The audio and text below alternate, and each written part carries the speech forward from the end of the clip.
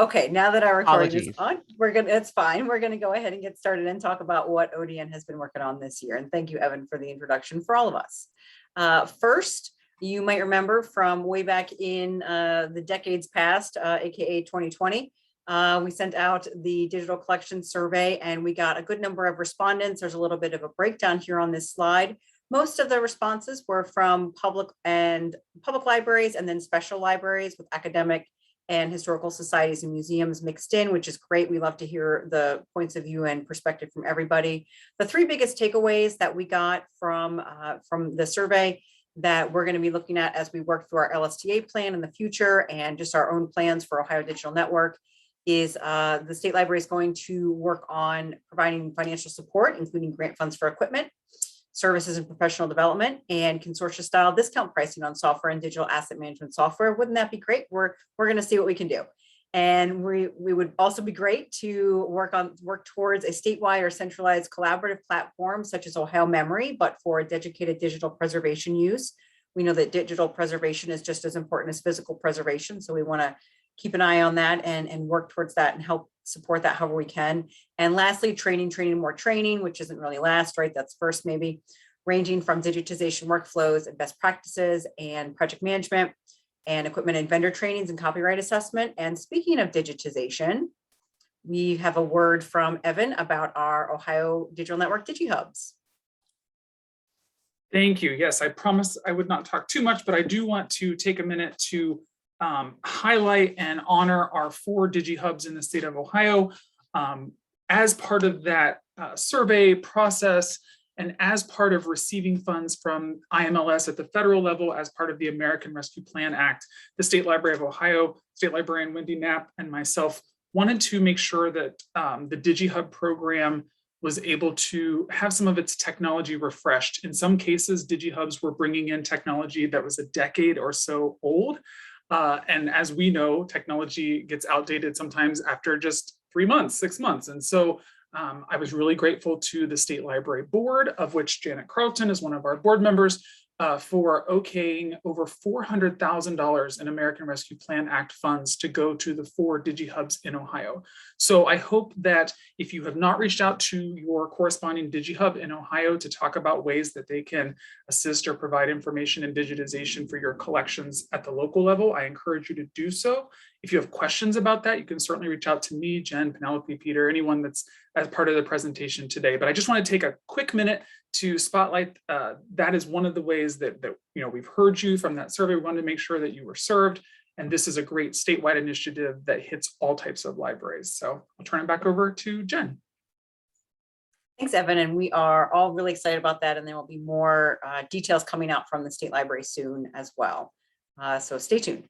Moving on to some of our usage and analytics from the past 10 months. This is just from January 2021 up till today. If you've been following along at home with the updates that we send out every month, you'll know that our usage is doing pretty great this year in DPLA. And this is for both just item views on DPLA, like, oh, I'm looking at the picture of a Wright brother in a bowler hat right on DPLA, or I'm clicking on the link and I'm going back to the repository to see the larger version of the picture and actually look at it.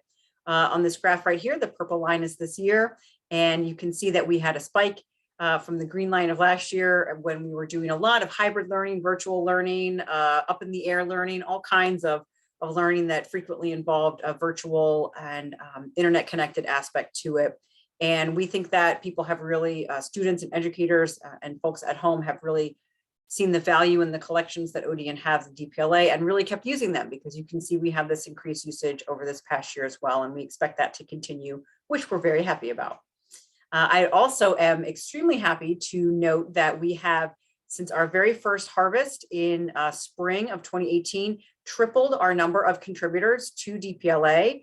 And honestly, that's all thanks to the work of the contributors, the work that y'all are doing. And we really appreciate that. Ohio Digital Network would be nothing. It would be no network if there were no contributors. We've also almost tripled the amount of items that are in DPLA, and we're continuing to do our harvest every couple months. So we'll be hitting and surpassing that soon as well. And I do want to go over just a little bit of the the most popular collections and items before we get on to the more specific Ohio Digital Network details that Penelope and Peter will share. Listed here is our top 10 most used collections in DPLA for the calendar year of 2021. All of the contributors obviously are number one in my heart, at number one with Ohio Digital Network staff. These are just the 10 most used ones. And we know, like I said, we're so grateful for the work that you do to continue to work on your digital collections. And getting on to a little bit of a picture show, I'm going to do a top 10 countdown. Not quite as good as David Letterman probably, but that's okay. Number 10 is from Cincinnati and Hamilton County Public Library. This is actually a plate from the front of a whole book. I didn't want to put the whole book up, obviously. A very verbose title. It was autobiography of Levi Coffin. We'll call it that without the entire title being read out loud. Number 9 is this ethnic composition of Ohio map from Ohio History Connection. Number 8, an interesting item from Cleveland Public Library. They have a criminal mugshot collection, and this is Dennis John Salabeck. Number 7 is this Underground Railroad Station back porch from Ohio History Connection. And number 6, I'm not sure if this is the same building, is the front of another Underground Railroad Station stop from the Ohio History Connection. Another from Cincinnati and Hamilton County Public Library. This is our top 5 most used item this past calendar year. And this is a report of the first anniversary of the Anti-Slavery Society. And number 4, you might be sensing a theme here, is the Underground Railroad Shelter. This one is from Worthington Libraries. Number 3, going back to Levi Coffin, the Levi Coffin House from the Ohio History Connection. Number 2 is an Underground Railway tunnel photograph, also from Ohio History Connection. And if you can do a virtual drum roll at home if you want to, our top most used item is this Underground Railroad Routes in Ohio map from Ohio History Connection. So you're probably, as I said, sensing a theme. A lot of this has to do with Underground Railroad history and people who were involved in that. And I did a little digging with some of the analytics that DPLA provides to us. And it turns out that a lot of these items are found as students are working in the primary source sets that are related to this era in history and these particular individuals, even though these items are not included in those primary source sets because they were created before ODN even joined DPLA. It's nothing personal against us. These primary source sets were created before we joined DPLA, but you can see that students and educators are still finding the content related to those primary source sets. The 2 biggest ones that I saw were the Transatlantic Slave Trade is the title of one of them, and Underground Railroad and the Fugitive Slave Act is the title of another one. And there actually are 116 primary source sets, or 120, I believe at this point, that cover all types of American history, not just history of enslaved or history of Underground Railroad routes. So something to keep in mind if you're looking to curate and think about what you want to digitize and what you want to add. If there's already a primary source set up there, then that's true. ODN did create some primary source sets in 2019, and those are great too. That if there's already a primary source set up there on DPLA that you see and you have something related to it, that might help drive some traffic to your collection just naturally by dint of that being on the site already. So a couple more updates just from me before we move on. There have been 2 new updates to the DPLA site, new features for educators, students, patrons, us to use while we're looking for items on the site. There's both the Refine Your Search, which is at the very top of the search facets on the left-hand side of the page. And this has to do with how a collection can be reused, AKA copyright, right? And they have distilled down the language to be a little bit more conversational. Not everybody is a copyright lawyer or copyright librarian, although what a world that would be if we were. They have made it a little bit more conversational, so it's easier for students and just folks to see what they can do with the collection. A little bit further down, that list of facets is the Refine Your Search is a collection that is the most recent addition. Is that part of your metadata that you're adding?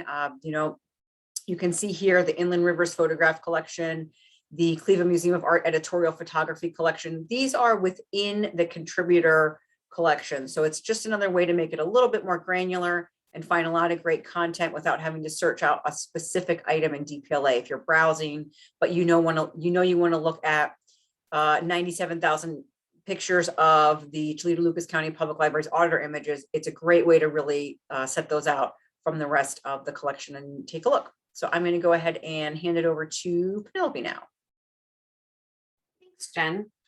First, I'm going to start and talk about our metadata mini grants, which you just heard about in our last session. We had a total of 7 providers, several of which shared earlier, which brought us 31 new collections and over 8,850 items.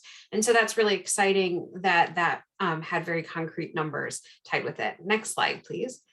And today we get to announce our metadata mini grant cycle 2 award recipients. We have 4 new contributors. This is the first year that we are, well, it's our second year of the grant. So we are going to allow returning people to try it and see how that goes.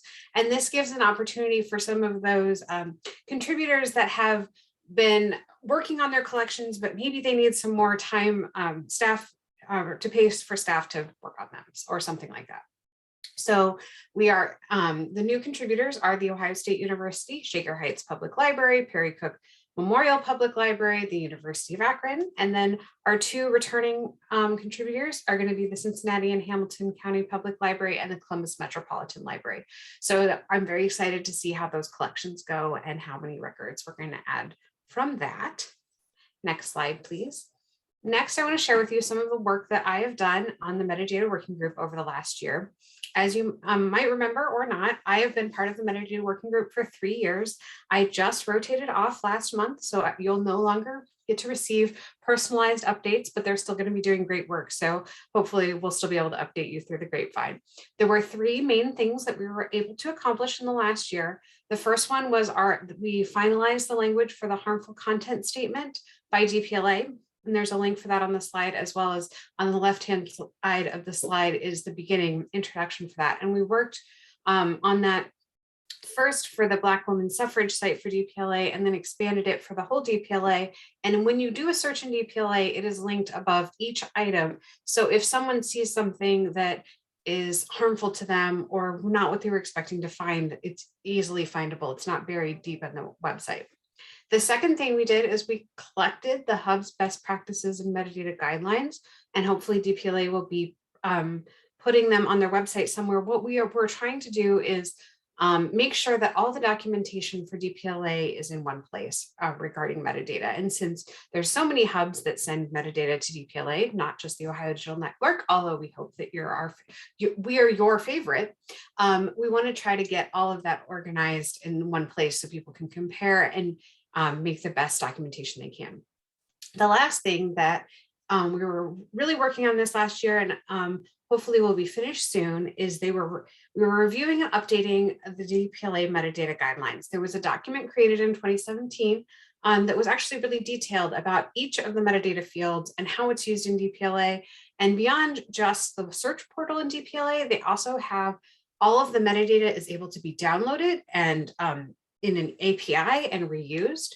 So, what fields are visible there, how they show up, what kind of things does DPLA do to change fields as they go into DPLA, and it's all very specific. Or, what fields actually, there's a few legacy fields that don't appear in DPLA and things like that. So we were going field by field. Unfortunately, I will not be able to finish with that work, but I am excited to see the finished document.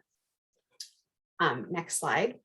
And on documentation now, there are 3 fantastic updates I have for you in our metadata manual this year, which all of the documentation is available on our website. And Evan will probably drop some links in the chat, and I've got some links on the next slide. But here are the 3 main things in the metadata manual that have been updated this week. So it's fresh news. You no longer need to remove deleted records from the Content DM collections. You might remember, if you're a Content DM person, Peter and I would ask you to contact OCLC to remove your deleted records because you couldn't do it yourself and they would show up weirdly, but you don't have to do that anymore. So one less step for you. Yay, we like to make your life simpler. The next thing is we're working on including IIIF manifests in your metadata.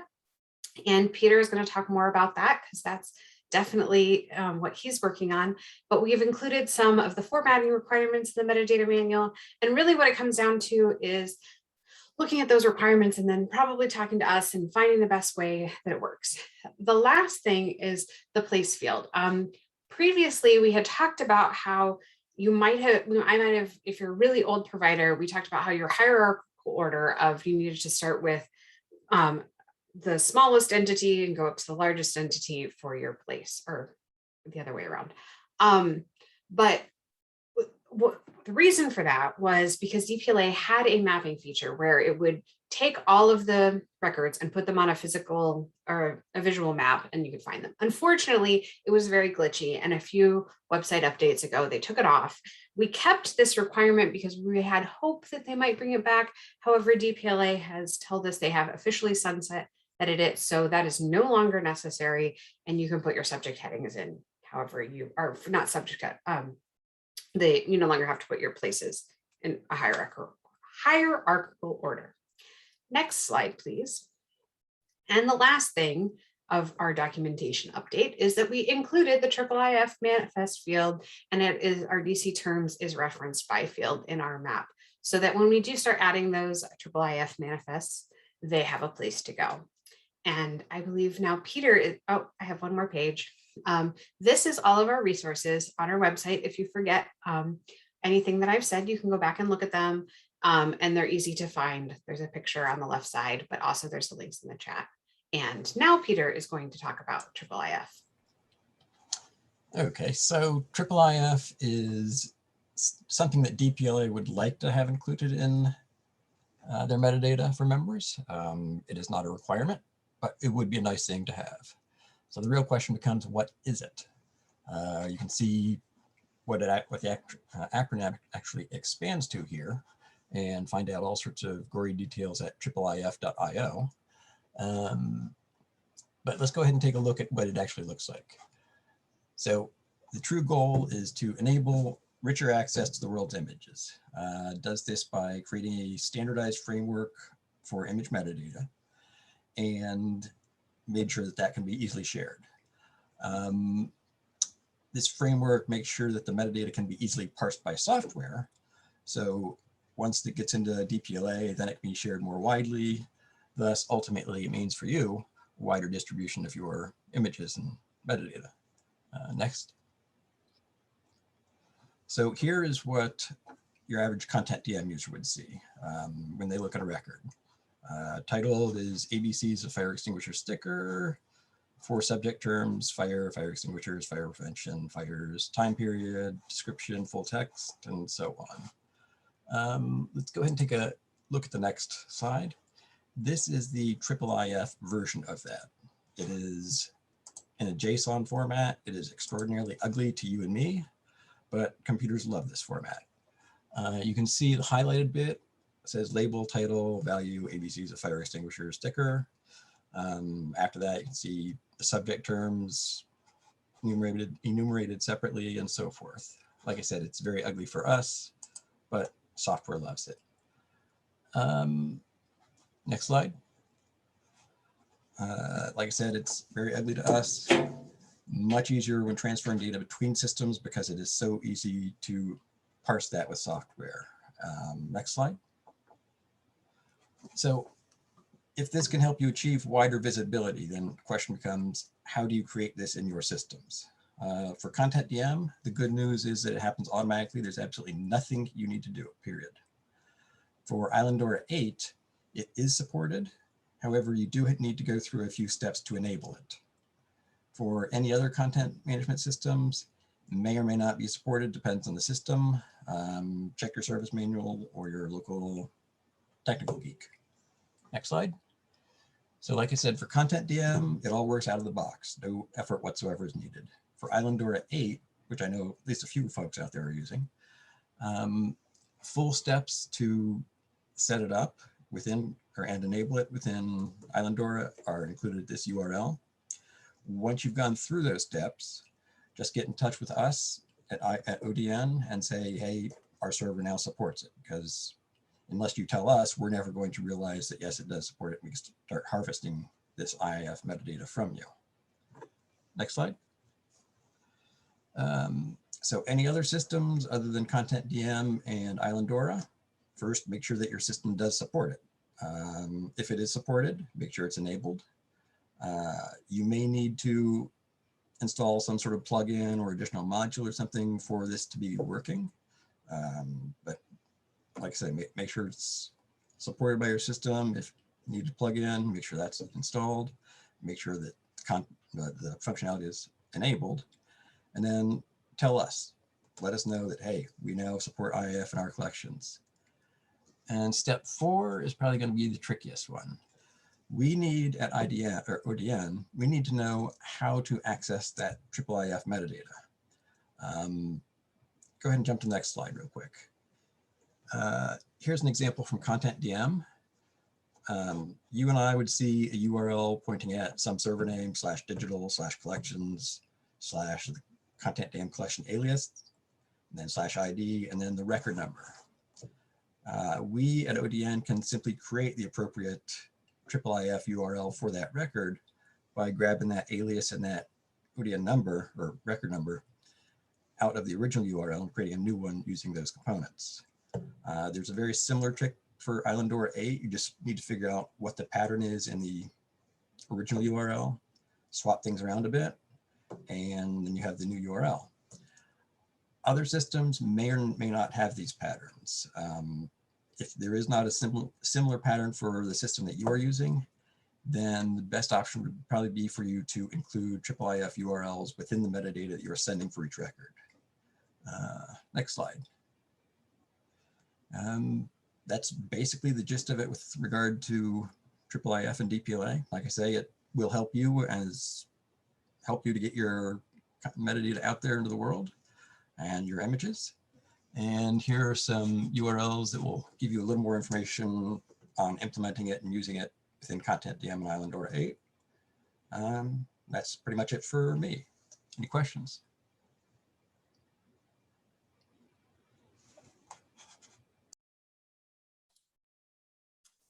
All right, if you have questions for any of the ODN team, please drop them in the chat.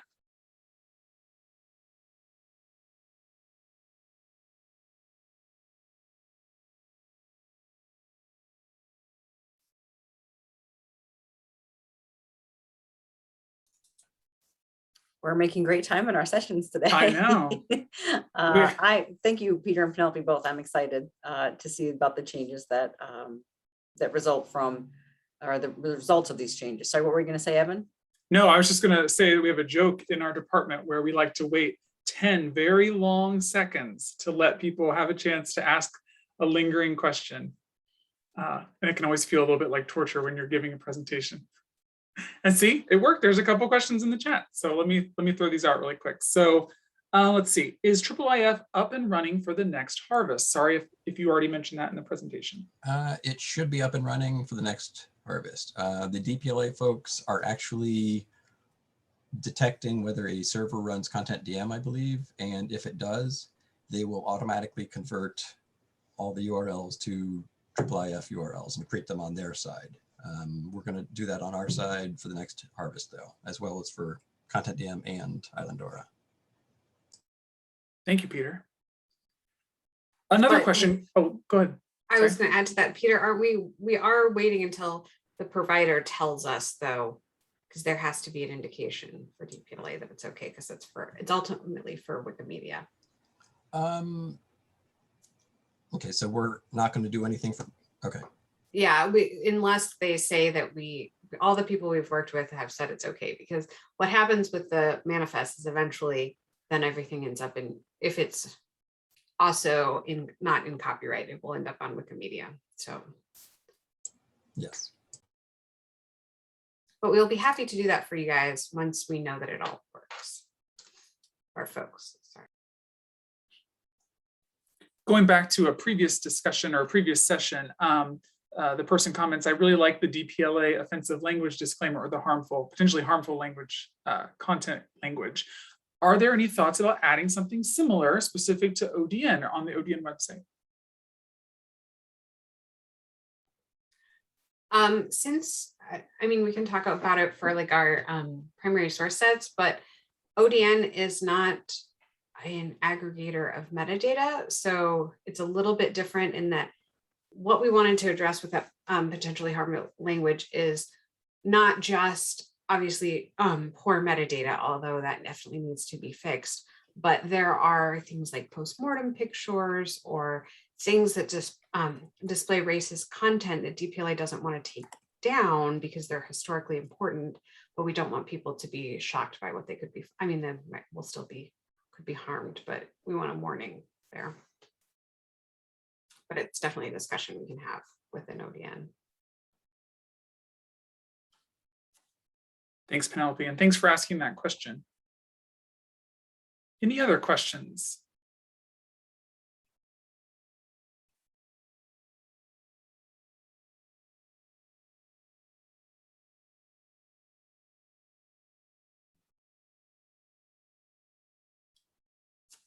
Okay, that was 10 seconds. I am so grateful to all of you for attending today, for being a part of ODNFest 2021. It's because you are here, because you want this, that we continue to do it. I love that this has become kind of its own annual thing. This does not just happen overnight. There are so many people to thank. And if you'll indulge me, I want to take a minute to thank those folks. First of all, the incomparable ODN team, Jen Johnson, Penelope Shoemaker, Peter Kukla, they are crackerjack, fantastic people. They make me proud every day. I'm so grateful for their guidance, and I think that all of you are as well. Thank you to Shelley Miller, the incomparable Zoom guru, for taking care of us today, courtesy of OhioNet. We're so grateful that you're a partner in this and that you helped shepherd this event. We could not have done it without you. Thank you to our funders, IMLS at the federal level, for providing LSTA funds that pay for events such as this. We could not do it without them either. And so we're grateful to use those grant funds in continuing education ways, just as we are with the metadata mini grants and the DigiHub refresh as well. Thanks to all of our speakers. Oh my gosh, I learned so much from our morning panelists, from the Change the Subject folks. Even having seen that documentary once before, I found something new this time as well. It was very moving. I hope that you were able to extrapolate things that relate to your work with metadata and collections as well. All of the metadata mini grant speakers, it's so fun to be able to hear about how a project progresses and the end result of a project. Sometimes we don't get to hear that. We provide the funds and then we don't know where it leads. And so to be able to have that hour plus of show and tell really meant a lot. So thank you for sharing about your work with the metadata mini grants. And thank you again, all of you, for being a part of this. It is crucially important that you take a moment to fill out our evaluation. Let us know what you liked about the day, what you didn't like about the day, what you'd like to see us do going forward for future ODN Fest. This is critically important right now because we're at a juncture where the state library is coming into 2022, where we have to go through an update, a refresh of our 5-year LSTA plan. And your feedback, your guidance, your thoughts help shape how we want to use those LSTA funds over the next 5 years, from 2022 to 2027. I can't believe that's actually a year that came out of my mouth. So please take the time to fill out that eval. The link is in the chat. We'll leave that link open for a couple days, but I think it's probably best to fill it out while it's fresh in your mind. Jen, Penelope, Peter, Shelley, did I leave anything out before we say our final goodbyes? No, I think that's it. I think I echo everything that you said, Evan. So thank you. All right, everyone. Thanks again for being a part of this. And I hope that you have a great rest of the week. See you next year. Bye, everyone. Thank you, everybody. Bye-bye. Thank you.